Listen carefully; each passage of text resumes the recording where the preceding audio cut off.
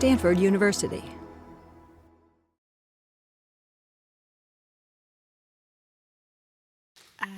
So one thing I should correct is that I have left off teaching at West Point, delightful as it was to teach those kids. I was homesick for the farm, and so am here, not there.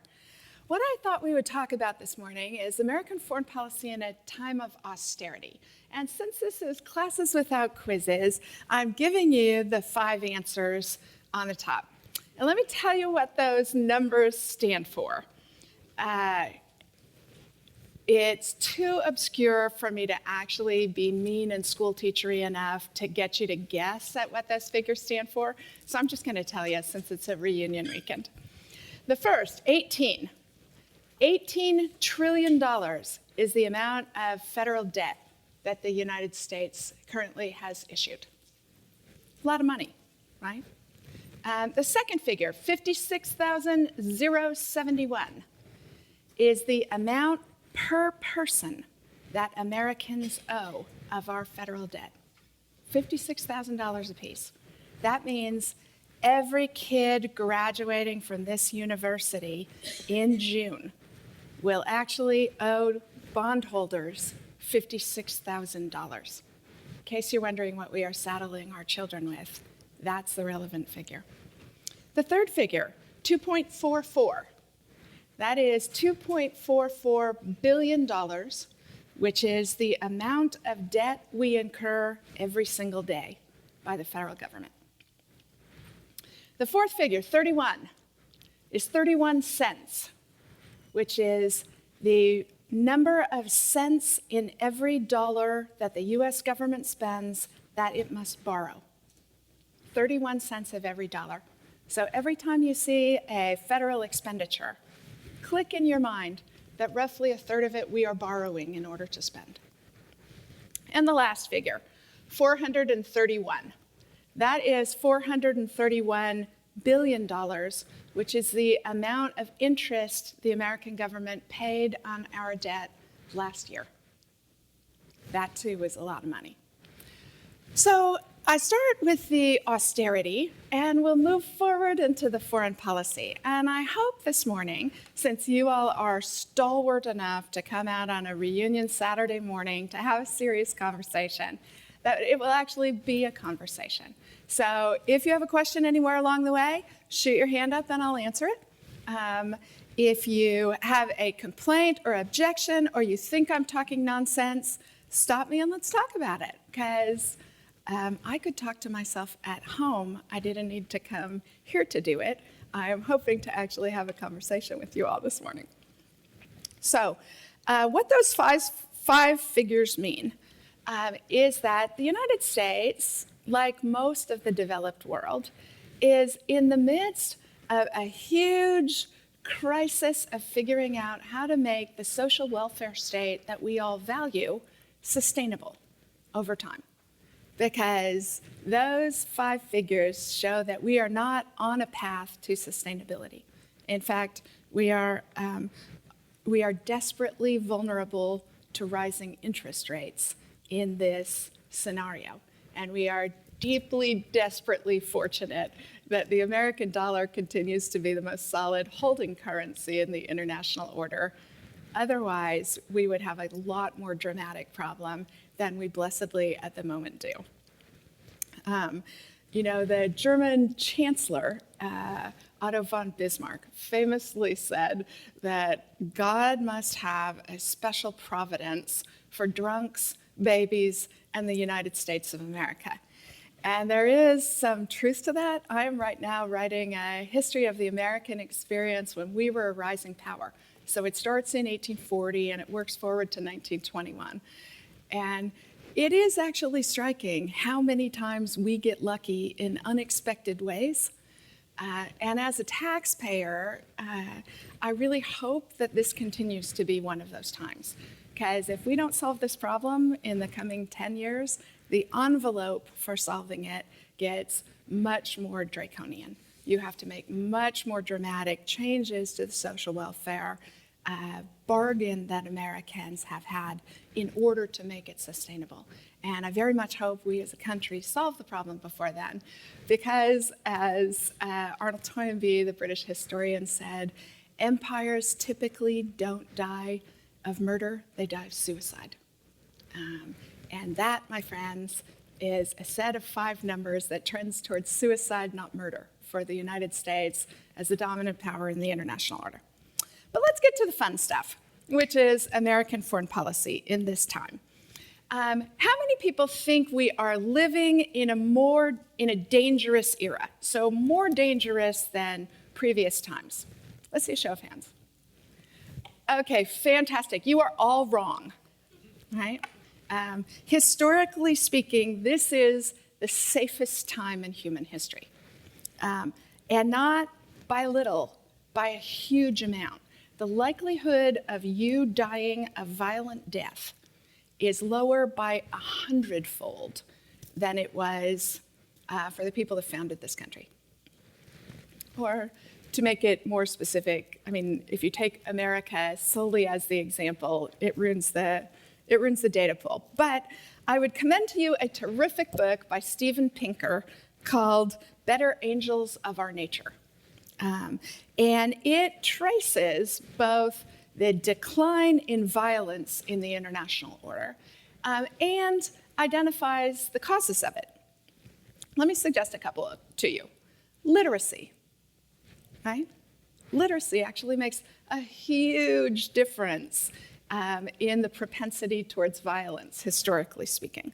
Second, trade makes a huge difference, right? Because people who are trading in other societies tend actually not to want to be fighting while they're trading. Moreover, trade with other societies creates knowledge about other societies, and very often that correlates to increased tolerance. Third, reason for the collapse of violent death, this will sound odd and counterintuitive, modern warfare. Modern warfare is actually much less deadly than historically speaking.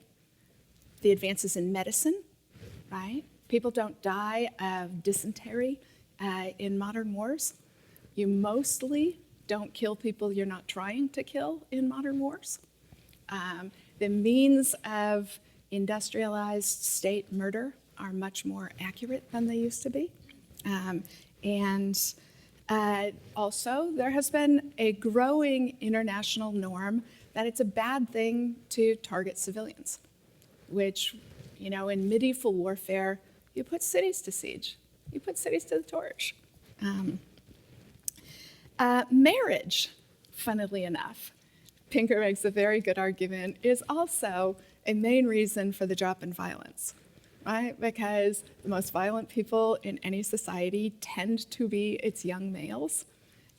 And when those young men are married off, they can fight at home. They don't need to go off to the wars.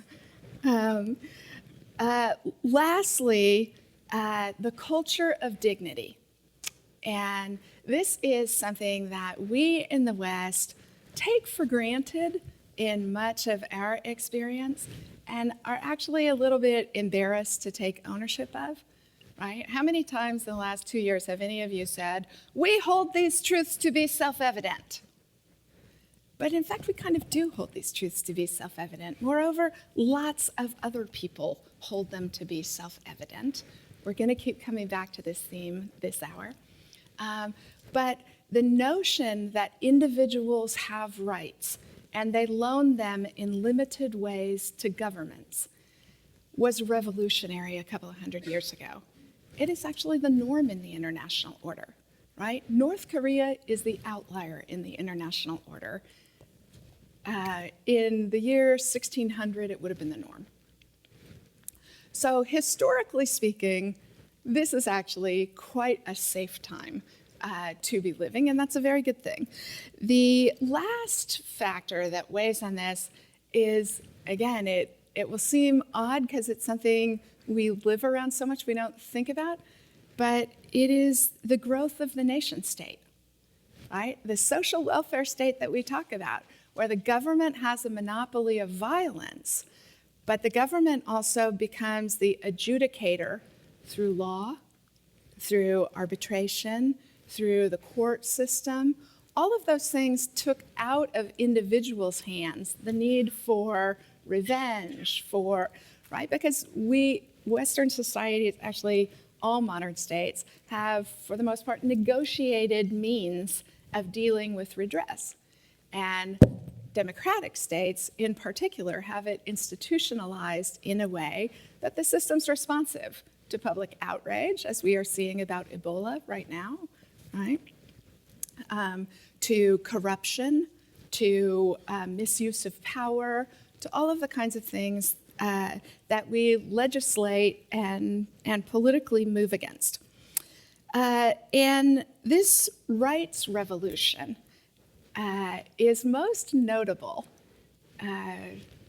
to give Hillary Clinton her applause, in societies in which women are safe, women are permitted to participate in the economic and political life of the country, and in which they are considered before the law no different than their male counterparts.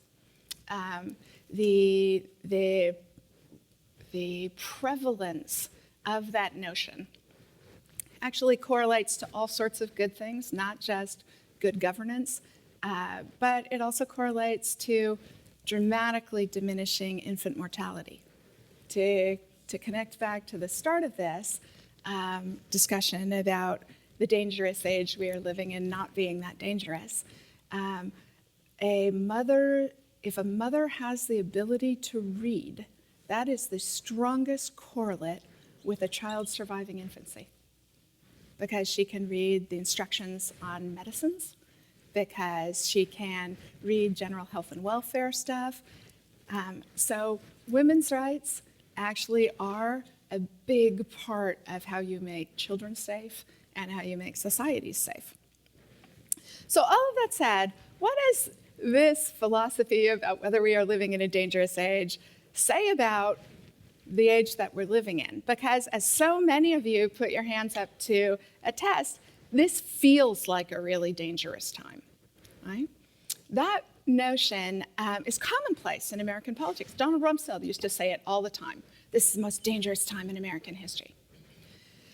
John Adams would have thought that preposterous, right? The survival of the state is not at issue in the wars that we are fighting and in the kinds of challenges that we are facing.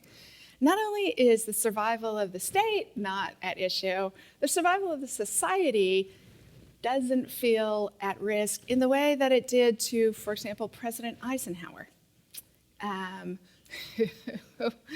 When the chief of staff of the Army challenged him that the Army needed to get bigger because the Soviet Union was pressing West Berlin, Eisenhower said, "I should be impeached if I reinforce Europe during a war there.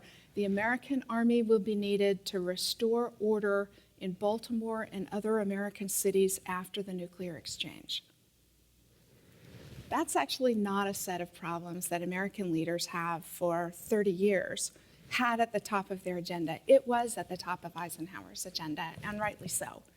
And so it is self-indulgent for our political leaders to suggest that no time is as difficult as the time that they are facing, both because in terms of the history of the world, we are living in a safe age, and also in terms of the United States and the risks to us in the international order. They are dangerous, but they are not of the magnitude that we have as a political culture and as a nation experienced actually pretty often in American history. So that's the good news. Why does it seem like foreign policy is so vexing and so dangerous, though? Well, one is obviously that we see it now, right? An earthquake in China that kills 30,000 people is on our TV screens now. In the War of 1812, the treaty ending the war was signed 3 months before the American government got the news, and the Battle of New Orleans that makes Andrew Jackson a great national figure was fought in the interregnum, right? In the days of instantaneous modern communications, that doesn't happen. We see what's happening in the world. Moreover, we're compassionate about what's happening in the world, right? Most people, whether or not you are frightened by what the Islamic State is doing in Syria and Iraq, whether you think it is coming here or not, you probably think it's awful, right? And so there is a compassion that goes with knowledge, and that's a beautiful thing about our society and most societies. The other thing is that globalization, this communications revolution, the movement of people and ideas and money and trade that has made for such a go-go international order since about the late 1980s, that notion has also created rising expectations, right?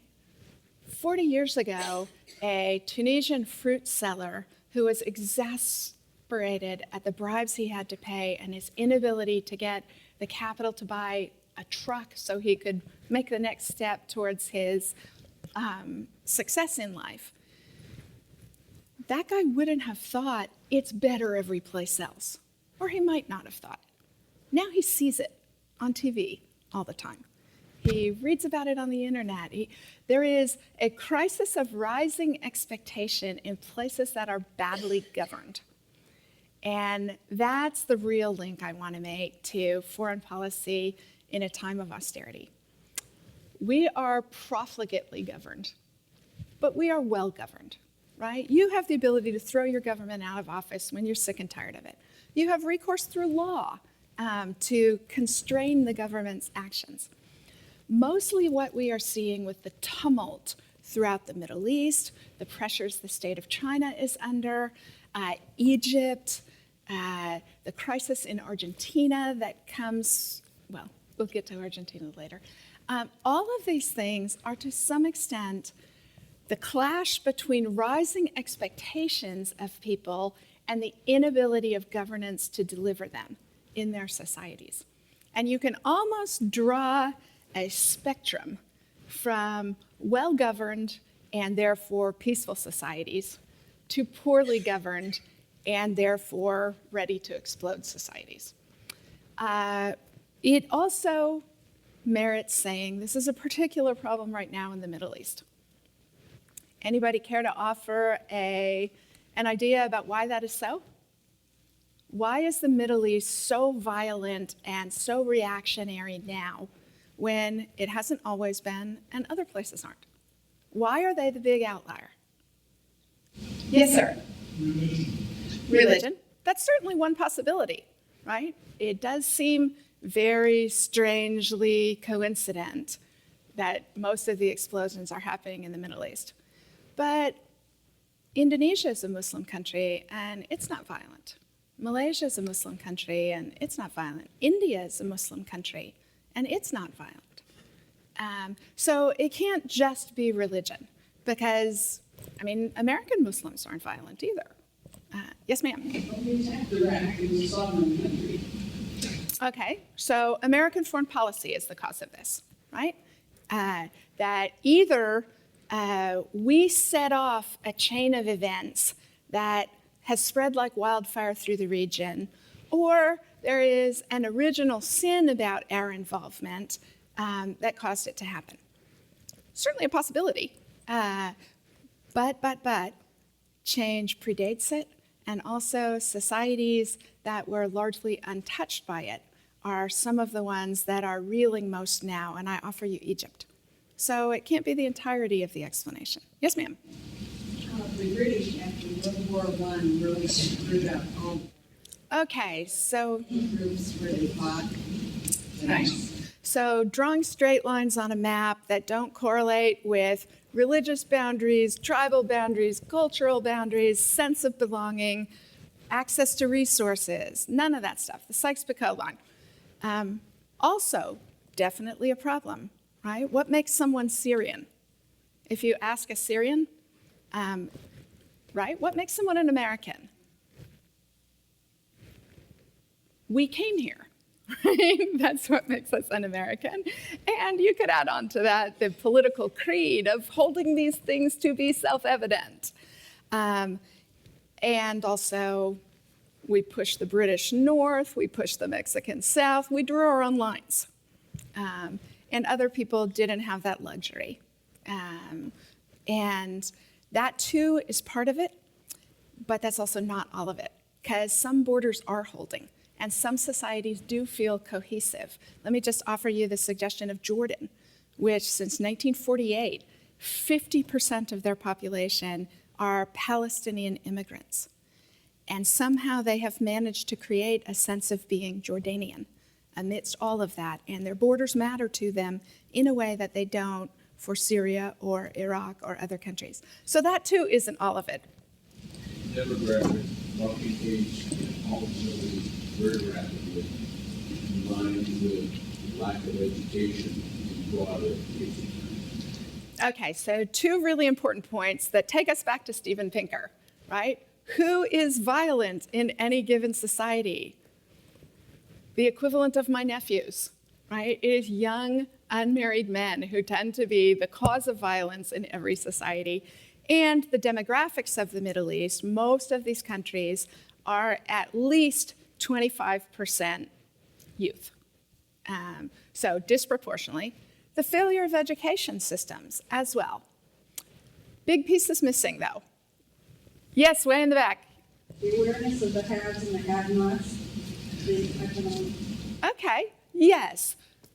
So a belief that it's not possible through your own hard work and talents to get ahead.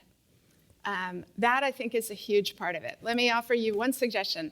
The Egyptian military controls 30% of GDP of Egypt. Imagine if the American military took a third of profits and opportunities out of the American economy. That is actually a recipe for disaffection. What else? Yes, sir. Of the struggle for democracy, people like to see unrest, they want to have more places where there's unrest. It is certainly a destabilizing factor that people want things they can't have, and what they want is a fractious, difficult to master form of government that relies hugely on vibrant civil society, on personal responsibility and activism, on institutions and the rule of law to safely undergird it. Yes, and they are making high-speed transitions to voting without the undergirding of all of the things that actually make for democracy in the developed world. What else? Well, I think it's answered in both of the have and have-nots and this last one. But it seems to me that they are concerned which government has nuclear weapons and which one doesn't. Okay, so who do you think tried to overthrow their government as the result of that, or who do you think is setting off bombs because of that?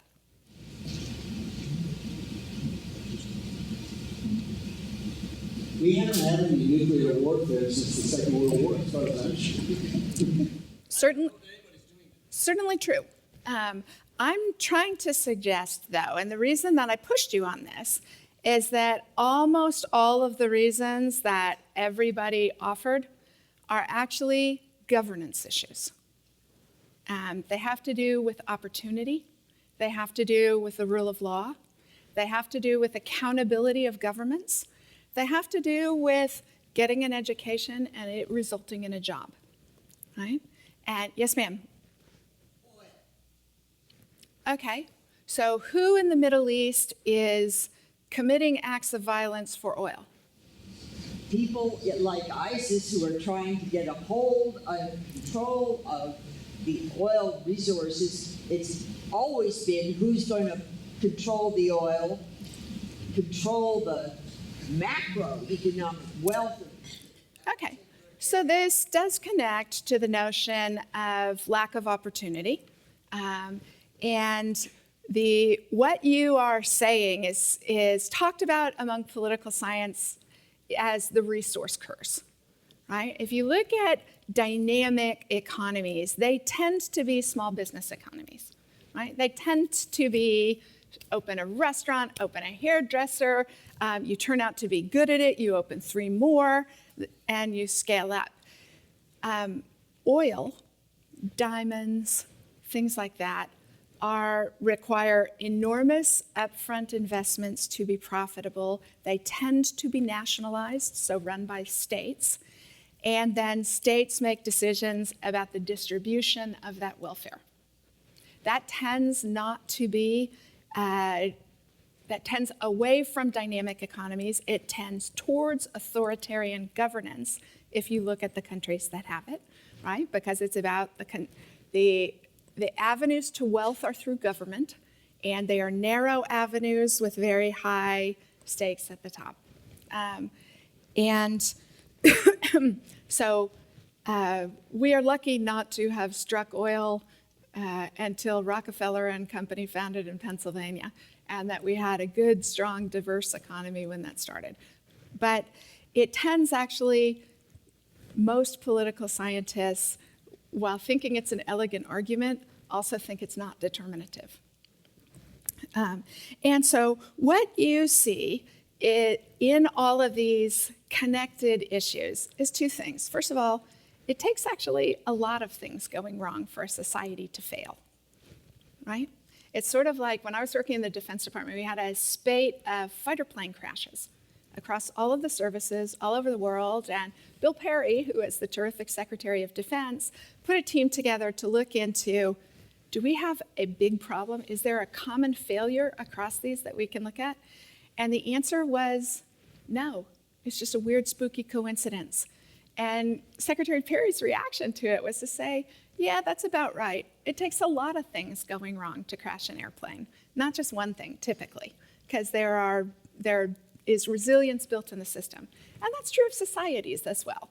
So all of you raised different elements of what's going wrong, and it varies by country, but the commonality of all of them is in the Middle East. And I would suggest to you, by the basis of what all of you raised, that they almost all have to do with governance. So whether or not you think American foreign policy should be dominated by concerns about whether our values are universal and whether our foreign policy should be based on them, I would submit to you, based on what you yourselves said, you cannot solve these problems unless you deal with the problems of governance in these societies, which means standing back and letting them solve their problems is probably not a good solution, which means military force as the main element of how you engage societies is also not a good strategy. You actually have to roll your sleeves up and figure out how to help governance forward in these societies. And that's very often actually not dealing with the government, as our own example shows. The vibrancy of American civil society, the irritating newspaper journalists who are such a burden on us all, right? When I was working in the White House, I kept tab over how long it took between when we would have a highly classified conversation about the wars and when I would read about that conversation in the newspaper. Anybody care to guess how long what the longest duration was? Wrong, you are off by 50%. 48 hours was the longest period of time it took before I read it in the newspaper. And when I left the White House, I have to tell you that I actually think the First Amendment is the most important of the amendments because it keeps our government honest in ways our government would otherwise like to be shielded from view. And creating that in other places, helping foster it, helping encourage people to want it, helping to train the people who do it, all of that small d democracy building stuff is actually one of the most important things we can do if you think solving the problems in the Middle East is a problem for the United States. This focus on democracy has gotten a bad name, right? Because in the Bush administration, we did it so assertively and so badly. But it is also getting a bad name because we're in a 10-year slump of democracies failing, right? With the end of the Cold War, you had this huge burgeoning. Even before that, you had this burgeoning of democracy in Africa. You know, if I track along my professional life, in the 1970s, people said Africans don't care about individual liberties, right? They just want to be left alone. They don't care, right? Totally not true. Most African governments are now on their third or fourth peaceful transition of power, and publics are getting more and more ability to hold those governments accountable. In the 1980s, there was a discussion about, that Asian values, right? That people in Asia didn't actually care about democracy. They wanted law and order. They wanted right? What's going to bring the Chinese government down? It is moms demanding safe baby milk. Accountability matters to everybody. It doesn't just matter when you live in luxury and safety. In the thousands, we had a discussion about whether Arabs actually care about these things. And then people started turning up by the hundreds of thousands to demand it from their governments. We need to actually trust our values enough to believe that a mother of three in Pakistan actually wants what I want. Because every time she gets an opportunity to vote, that's what she votes for, right? The boring tedium of suburban safety and prosperity in American society that all of us went away to college to get away from is what most people want. And we should actually ennoble that longing on their part. But we also need to remember that a third of all democratic governments fail, right? They revert to authoritarianism. They sink under the weight of corruption. It's hard to do this well. Let me tell you what the two things I am most worried about in foreign policy are, and then we can have questions about anything under the sun you're concerned about in foreign policy. So here are the two things I'm worried about. I am not worried about a rising China, because reverting back to our discussion about the universality of our values, I actually think that rising powers are not a particular problem for the United States. They're aggressive, they're nouveau riche, they're militaristic, they mostly think their government gets in their way. In short, they're very much like Americans. And we have the ability to identify common interests, common vision. My favorite example of this is actually the last 5 American presidents have had a pretty consistent strategy for dealing with China. And that is to encourage China to be a responsible stakeholder in the international system, right? To obey the rules and help enforce them, because those rules have been good for China. And second, to be more accountable to its people. The Chinese government is doing that in ways I'm glad I don't live under, but notice every time there's a natural disaster in China, like the earthquake that killed 400 kids when elementary schools collapsed, or floods, the Chinese leadership rushes to the scene, starts kissing babies and shoring up dams.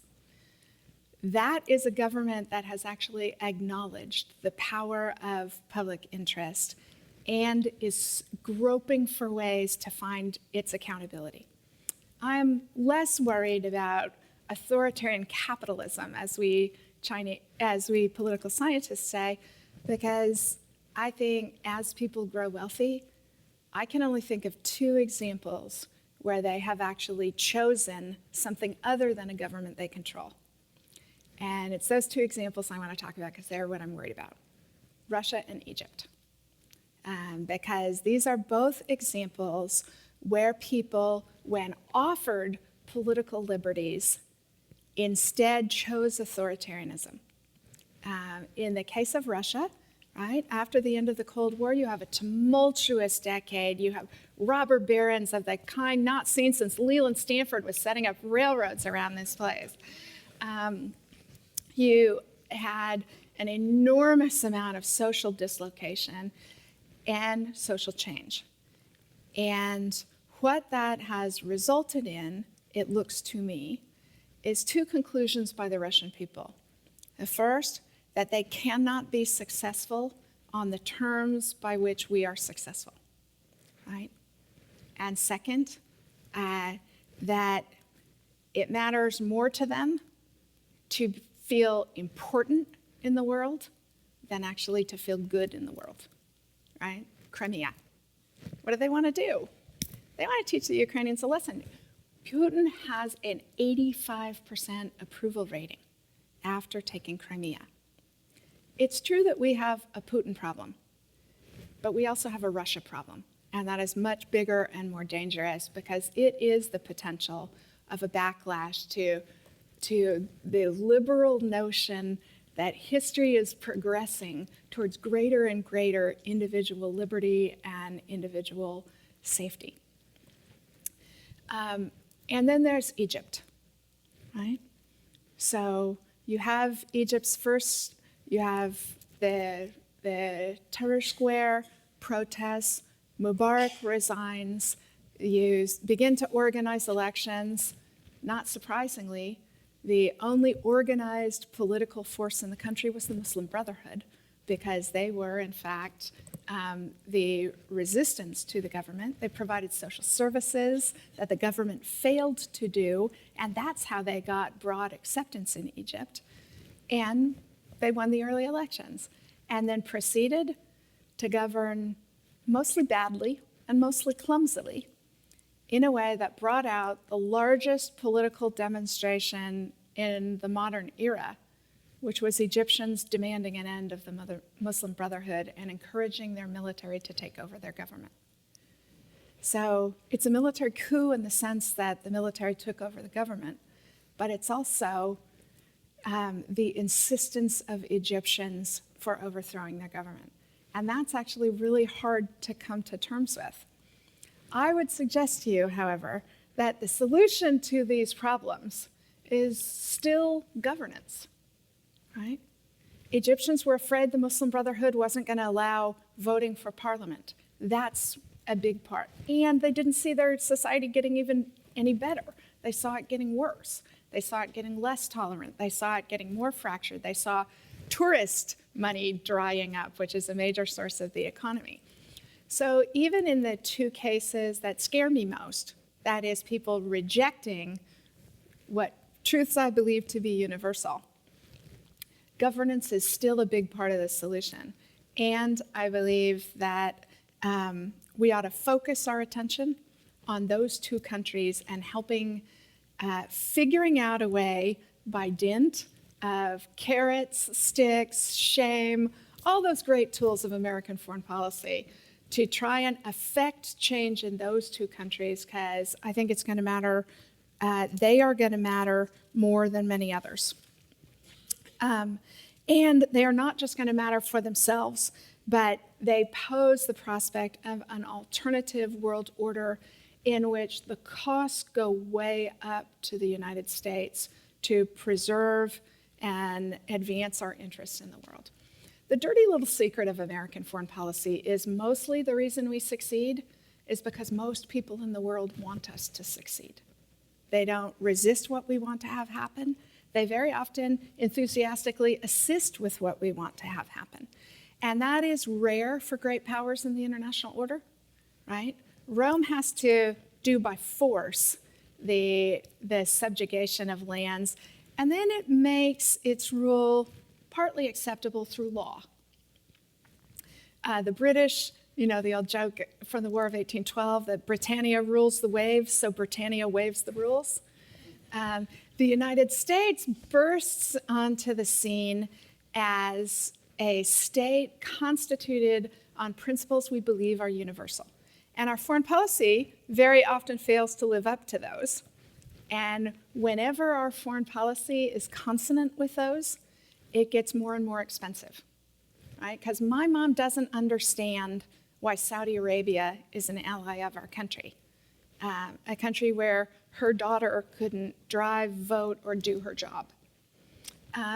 So aligning our foreign policy interests and our values is a major challenge for us. But we should never forget that that's actually, you know, that is a rich world problem, right? It's a great outcome to actually have to always figure out how is what we are doing in the world consistent with who we say we are? Because when we get it right, the costs of doing it go way, way down in order to do it.